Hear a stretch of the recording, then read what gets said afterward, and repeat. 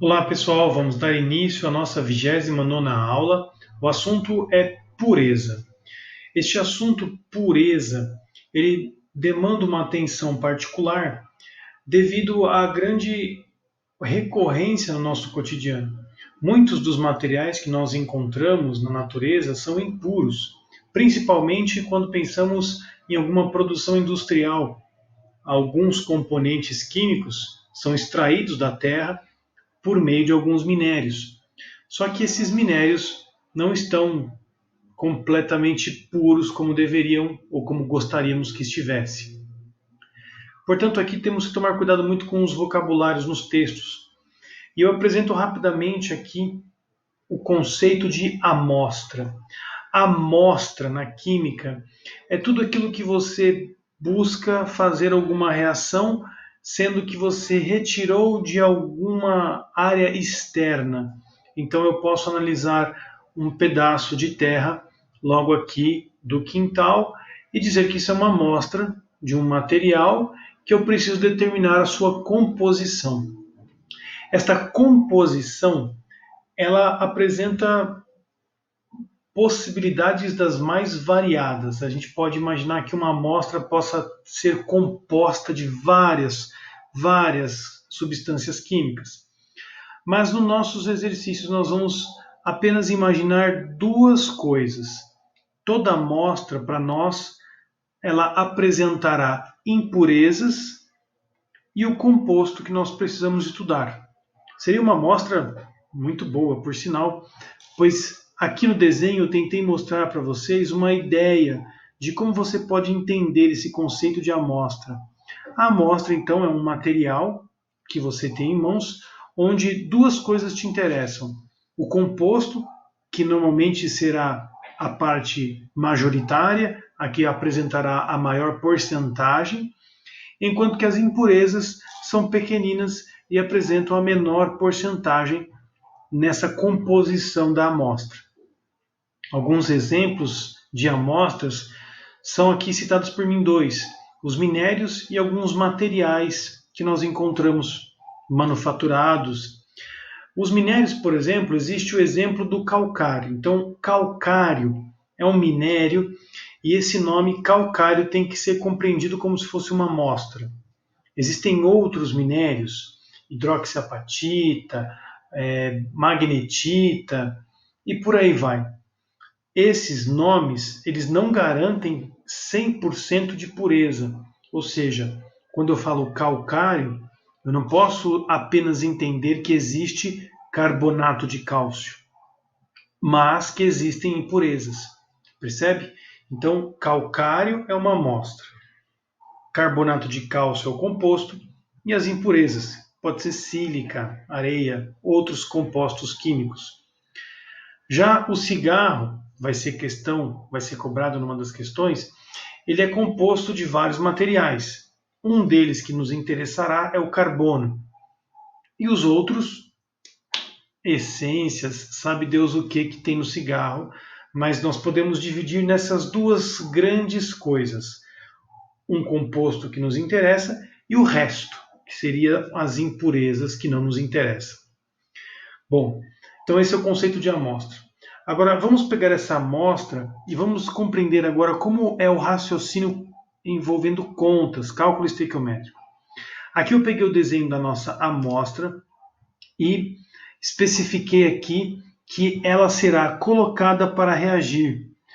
No caso aqui dessa reação que eu estou fazendo, a calcinação, é aquecido até que o CO2 seja produzido e sobre apenas óxido de cálcio.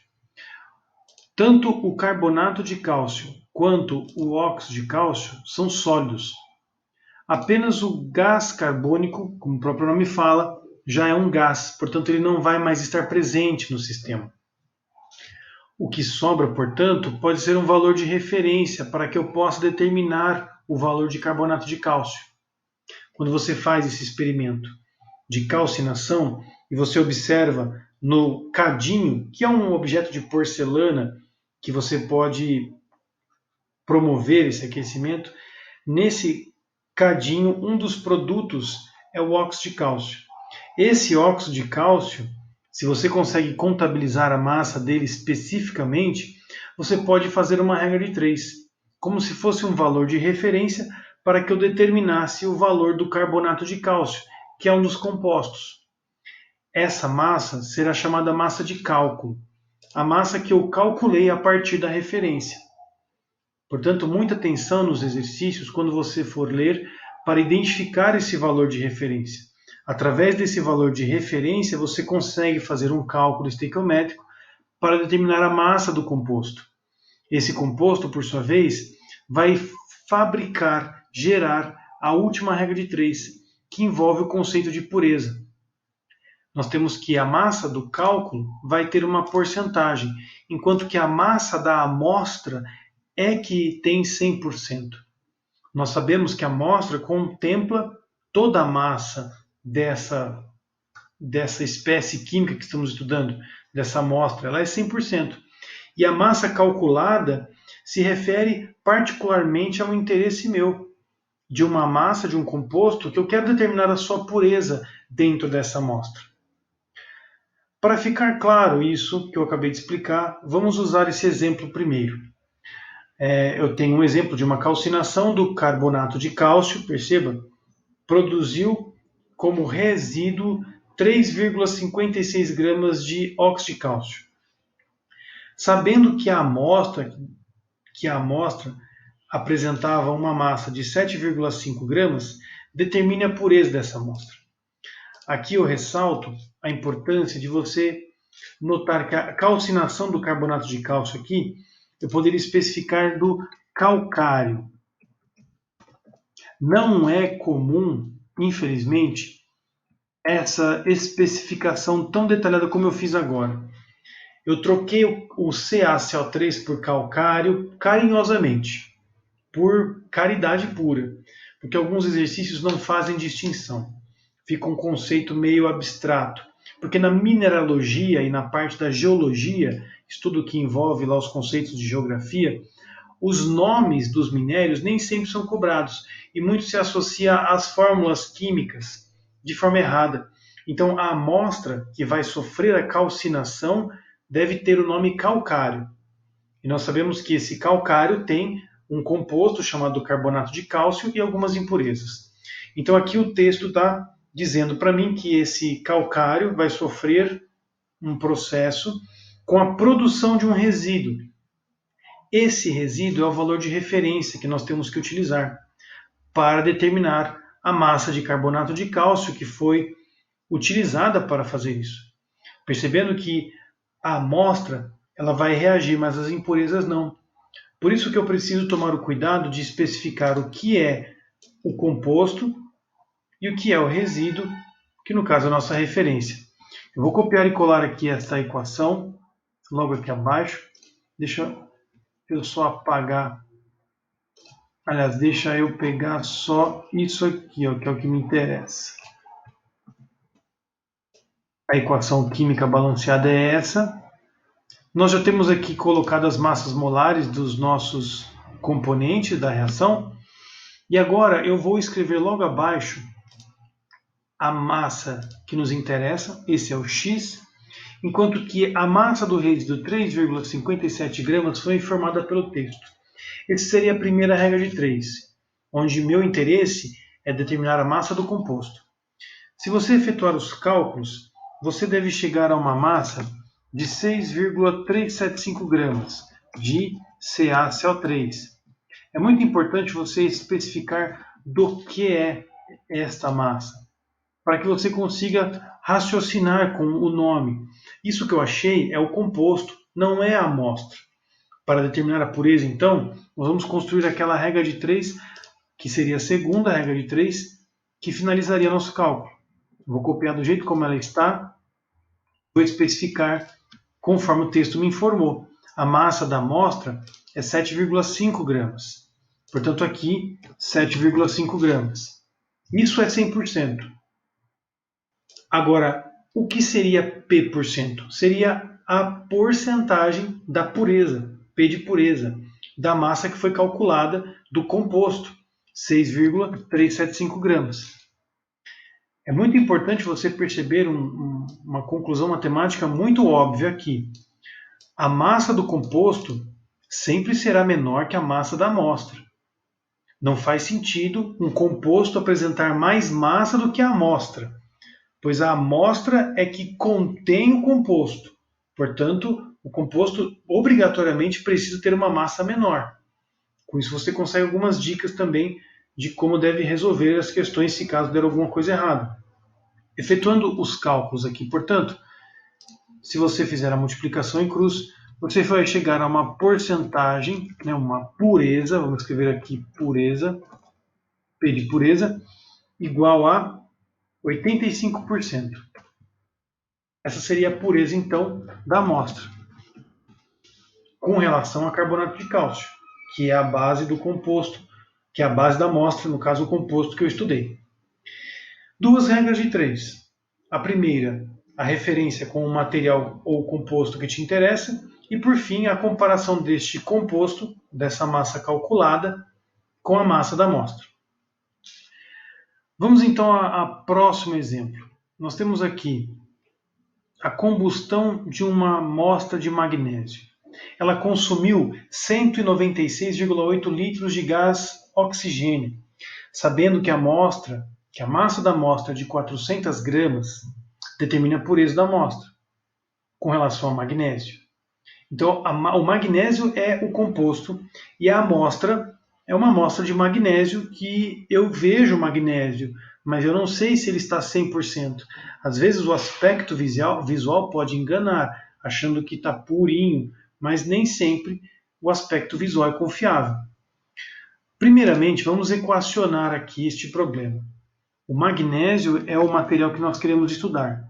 Ele vai reagir, portanto, com o oxigênio gasoso, formando MgO, óxido de magnésio.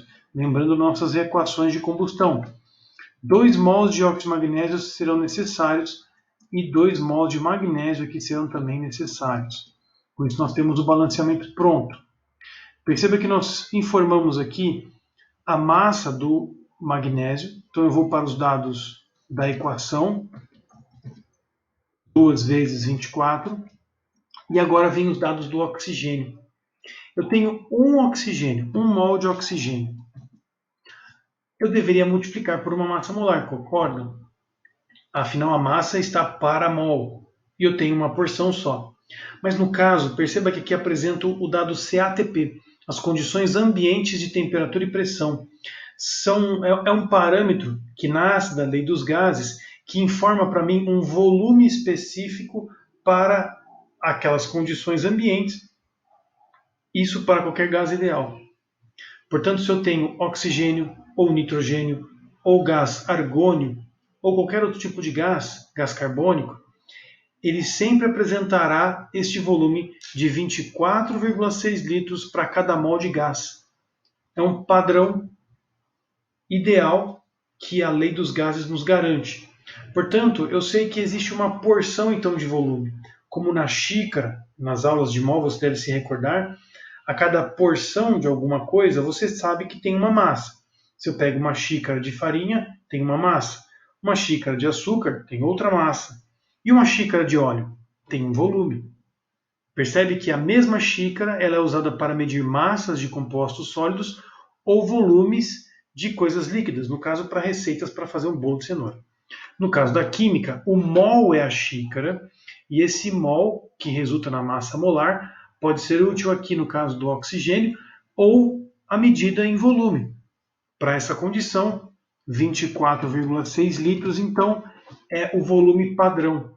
Como eu só estou usando uma porção de oxigênio, fica 1 vezes 24,6 litros. É o mesmo conceito da massa molar, só que agora é um padrão de volume por mol. Com esses parâmetros estabelecidos, percebe que o valor de referência é justamente o gás oxigênio, com esse volume? Então você pode colocar aqui embaixo 196,8 litros de oxigênio e se perguntar qual deve ser então a massa de magnésio que será obtida ou que vamos conseguir queimar com esta quantidade de oxigênio. Se você efetuar os cálculos, 196,8 vezes 2 vezes 24 dividido por 24,6, você vai chegar exatamente a 384 gramas de magnésio puro, que seria aquele composto que nós estudávamos na figura acima. Agora vamos à pureza, o cálculo da pureza. Temos então que 100% se refere à massa da amostra. E quem é essa amostra? No caso, será 400 gramas. O texto falou, massa de amostra. Agora vamos colocar aqui, completar o P%, que seria a pureza que nos interessa, sabendo que 384 gramas de magnésio foi encontrado nessa amostra. Inclusive, vamos aqui especificar, aproveitar o espaço, magnésio, e aqui é 400 gramas de amostra, para dar essa composição de partes e um total. Então, a pureza dessa amostra será de 96%. Essa é a pureza de magnésio nesta amostra de magnésio. Percebe que existem alguns probleminhas aqui na forma de especificar o português. Mas esses são os dois cálculos, basicamente. A referência com o cálculo de um composto e o composto finalizando o cálculo com a pureza. Esse caminho, esse raciocínio, é uma via para entender o conceito de pureza. Agora nós vamos exercitar uma outra possibilidade de compreensão desse conceito de pureza. A combustão de 1000 gramas de carvão impuro deve produzir, produzirá qual massa de gás carbônico, sabendo que a pureza do material queimado é de 40%? Olha só, nós temos carvão impuro. Compramos um carvão meio adulterado aí no mercado. 40% só é carvão de fato. Essa massa de carvão pura é que vai sofrer a combustão e aí eu posso determinar a massa de gás carbônico. Então, o cálculo que nós devemos iniciar aqui é justamente o contrário. Eu primeiro preciso calcular o cálculo da pureza. Por meio desse cálculo, especificando 100%, será a minha massa da amostra. E os 40% será a massa de quem? Do nosso composto, que é a massa do carbono. Que é o que me interessa, eu quero só o carbono. O carvão é um minério e eu preciso só do carbono, pois é esse carbono que vai determinar a minha regra de 3. Na sequência, então, assim que eu tiver essa massa do nosso composto, eu posso especificar então a combustão do carbono. Carbono mais oxigênio, formando CO2. A estequiometria aqui já está correta, basta organizar os dados com as massas molares e efetuar o cálculo para determinar o quanto será produzido de CO2.